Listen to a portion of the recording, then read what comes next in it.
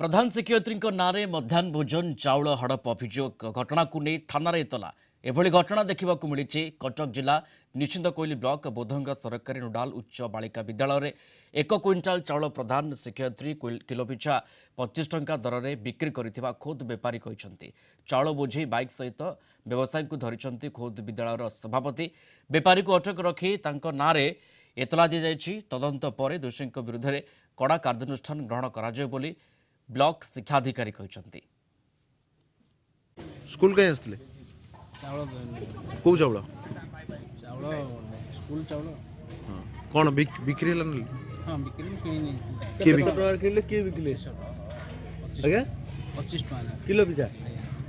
किए बिकिदेले कि school peon और मैडम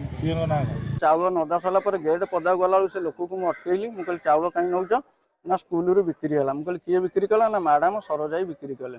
मुझे तुम जो स्कूल नेल पचारानी ये तो स्कूल छुआ चाउल ना मोर ये बेपार कथा किंतु आम अजाणत ये सब स्कूल ये चलुच चाउलटा पूर्वर आमर से दिया ना लेट होता दबारे कि रिजल्यूसन होता दे नु आम जन दुकान एक्चुअली दिल्ली आन दुकान आनी आज्ञा आम नहीं फेरिया नौ कौन आम जो कानिकी जो कहलु आम तुम आसिले जाकि फेरबू लेट्रे बस फेरबू कितु से आम फेरई नथिलु से कहीं आमर आसला लेट्रे चाउल तेणु सी कहते कहले जदि मुझे चाउल दब चाउल टी भल न पड़े आम पैसा आमको देदेव या विषय संगे संगे सीआरसीसी को चिट्ठी करुचु गोटे इनक्वारी एमडीएम इनचार्ज अच्छा पठेक आम गोटे इनक्वारी करुचु इनक्वारी जब किसी निहत सत बोली प्रमाणित है कार्यानुष्ठान।